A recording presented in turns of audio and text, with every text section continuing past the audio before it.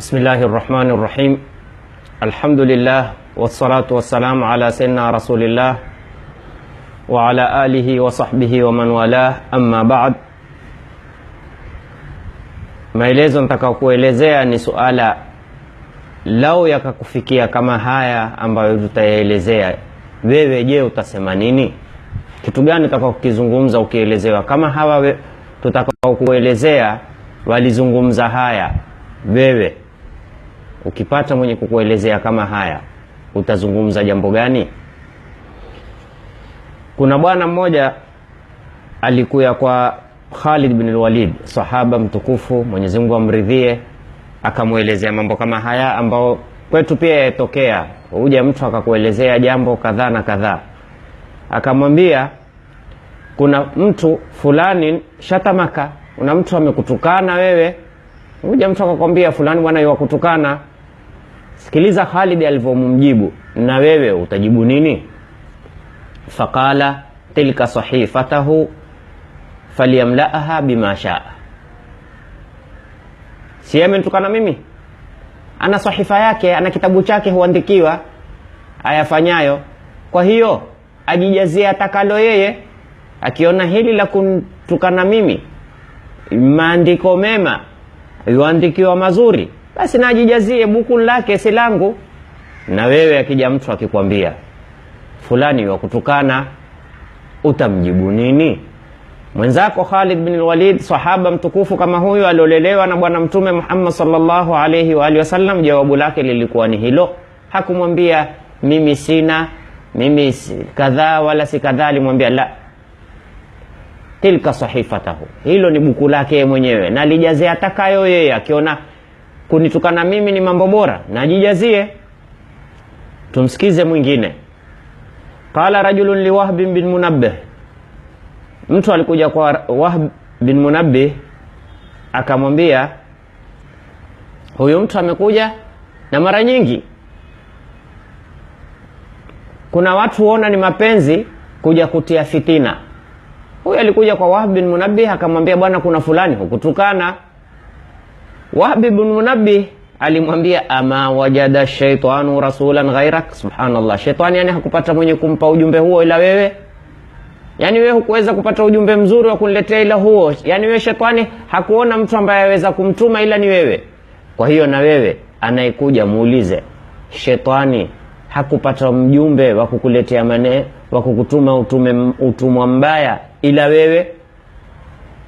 Na subhanallah, yasikitisha, mtu ajifanya ni rafiki, akaja kukwambia bwana fulani hujui, bwana fulani amekusema kadhaa kadhaa kadhaa kadhaa kadhaa kadhaa. Muulize suala moja tu, wewe rafiki yangu kweli? Mimi rafiki yangu bwana, rafiki yako, sipendi mtu akuseme vibaya. Uliwezaje wewe kunisikia mimi natajwa vibaya ukakaa ukayasikiliza na ukaweza kuyabeba? Kwa nini wewe kama mkuu rafiki yangu kweli umeweza kubeba mabaya yangu? Kama ilikuwa wewe rafiki yangu kweli, ukisikia mimi natajwa kwa baya ungeondoka.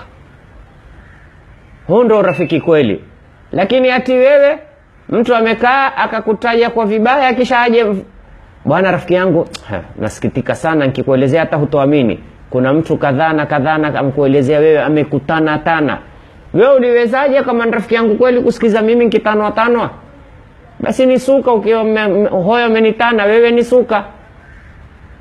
Kwa hiyo anayekuja kukuletea maneno ya kuwa wewe umezungumza kadhaa kadhaa kadhaa, mwambie ibilisi hakupata tumwa wa kumtuma ila ni wewe.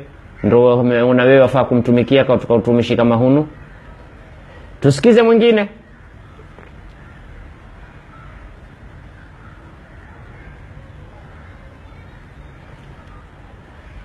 Ibrahim bin Adham, Mungu amridhie, au ni baadhi ya wacha Mungu, alikuja bwana akamwambia kuna mtu bwana yuko kutukana. Ukusikia maneno aliyokutukana, amekutukana maneno mabaya mabaya. Yule bwana akamjibu akamwambia, hoyo amenirushia chembe hakikunipata, lakini kwa nini wewe ukitukua wewe ukitie wewe mwenyewe moyoni? Yeye amenitumia mimi sikuyasikia matango alonitukana, lakini wewe ukaona kwamba ngoja mimi nikamtukane mimi. Manake mtu akija kukwambia fulani amesema wewe mpumbavu, ni yeye aliyokuambia mpumbavu. Sababu ikiwa mimi siwezi kukwambia mpumbavu, siwezi kuja kukwambia fulani amekwambia.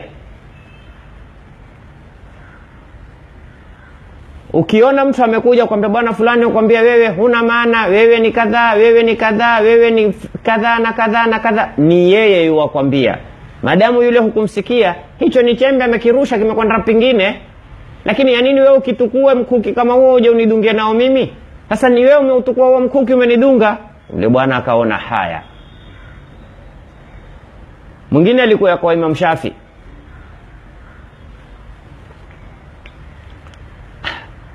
Watu wapenda kuipendekeza kwa mambo mabaya. Aliona kuipendekeza akamwambia, ya Imam, kuna bwana mmoja hukutaja kwa vibaya sana wewe. Sijui hata umemfanya jambo gani bwana, hukutaja vibaya.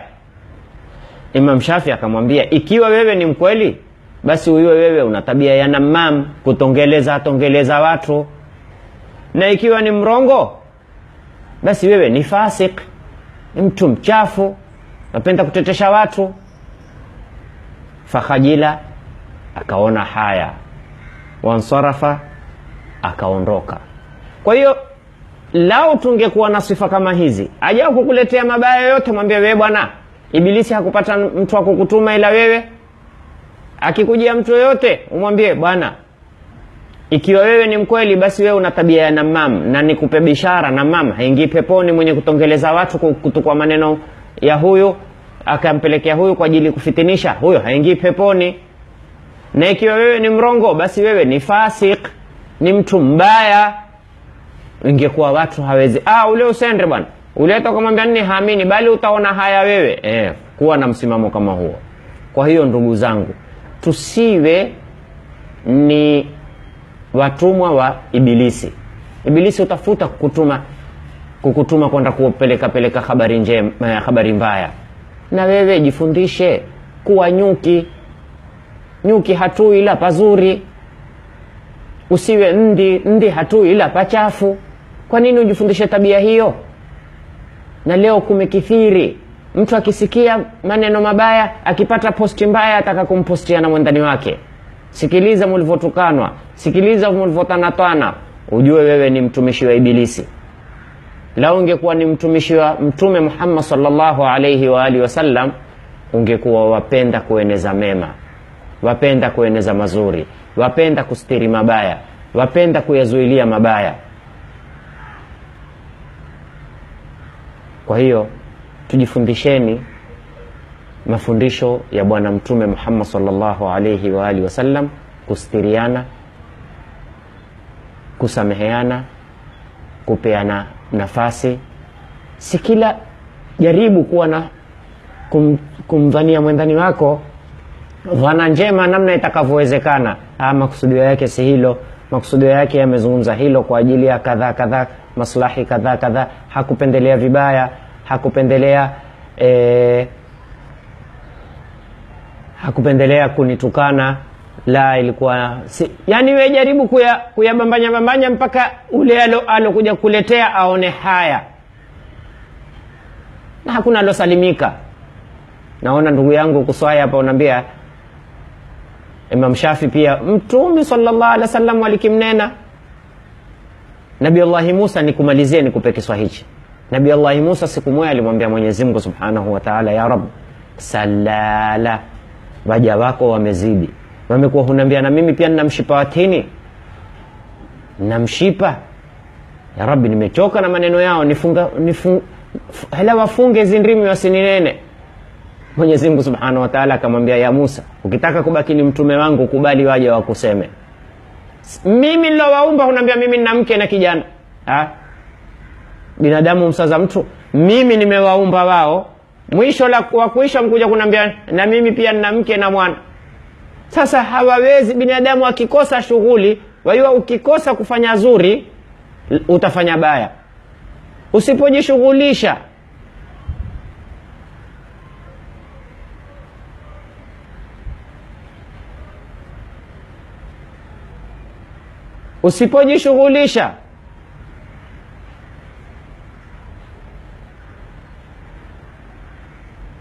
basi na zuri utajishughulisha na baya. Naona ndugu yangu hapa mmoja ameuliza, suala langu lilikuwa mbona waliweza kukwambia wewe maovu yangu? Kwa sababu walikuwa wewe ukiambiwa tu ni imo.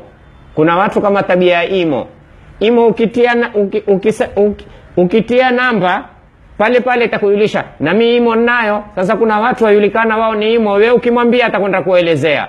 Lakini ingekuwa ayua kwamba wewe si imo, hupendi kusambaza habari, hupendi kujijulisha kwamba wajua habari fulani, hangekwambia. Pili ni akujua wewe si rafiki wa kweli. Hili ndio muhimu, sababu kama ni rafiki wa kweli hungekubali kuyasikiliza, ngomwambia la, usizungumze maneno kama hayo, haifai namna hiyo, mzengee mwingine wa kumuelezea. Lakini ingekuwa ni rafiki wa kweli ungekataa. Ulipokuwa si rafiki wa kweli ndio akaja kuelezea na wewe ukaweza mimi nilikuwa sijui. Maana kwa hujui si rafiki wa kweli. Ingekuwa ni rafiki wa kweli ungekataa, ukamkatalia, bwana mimi sibebi habari za watu, mimi sipendi, zangu mwenyewe zimenitia dhiki, sitaki tena kuongezewa nyingine. Ukimwona mtu amekuja kuelezea maelezo yako mabaya, jua huyo si rafiki wa kweli. Rafiki wa kweli hawezi hata kuyasikiliza, hana nafasi ya kukaa. Na ukweli ni hunu, kwa kama ni yake yeye angekaa kayasikiliza, bwana basi asante bwana, tosha bwana, mbona ya watu umeweza kuyasikiliza? Na Mtume sallallahu alayhi wa alihi wasallam atuambia, ahibba linnasi ma tuhibbu li nafsik. Kiwa wewe hupendi kusikiliza habari zako mbaya, usipende kusikiliza za wenzako. Kwa hiyo dalili ya kuwa ule rafiki si rafiki wa kweli ni kwamba ameweza kubeba maneno yako, ameweza kukaa akayasikiliza. Kweli wewe rafiki yangu waweza kusikiliza mimi kitukanwa? Wewe rafiki yangu waweza kusikiliza mimi kisengenywa? Wewe rafiki yangu, huyo si rafiki. Kwa hiyo ndugu yangu, naona hapa kuna ndugu yangu ameniuliza, nafikiri jibu lako hilo, Mwenyezi Mungu atupe kila la khairi, atuepushie kila la shari. Yaonesha yataka kipindi kiekwe, uliza ujibiwe. Kama mtauliza, kama hamuulizi hatutakiweka. Kiwa mwataka, naomba maoni yenu, niweke kipindi, niangalie ni time gani maalumu niweke kipindi, uliza ujibiwe live. Ukiuliza wapewa hapo kwa hapo. Mwenyezi Mungu atupe kila la khairi, atuepushe kila la shari, azilainishe nyoyo zetu, tupendeleane mazuri. Na tukisikia mabaya ya watu tuwe fi samamin, kiziwi, hatusikii. Na ukiwa umeonda ukayasikia, tusiyasambaze, tusipende kusambaza, tusambazeni khairi. Mwenyezi Mungu atubarikie, tujalie min alladhina yastami'una alqawla fayattabi'una ahsana. Ni kuombe jambo moja la mwisho, kiwa yamekufurahisha haya niliyozungumza, na wewe share, wengine nao wayasikia, asa henda kanufaika huyo au ule, inshallah, kwa baraka ya Mwenyezi Mungu, na Mungu aturuzuku ikhlasi. Kiwa umefurahika, share inshallah. Shukran wa jazakumullahu khair.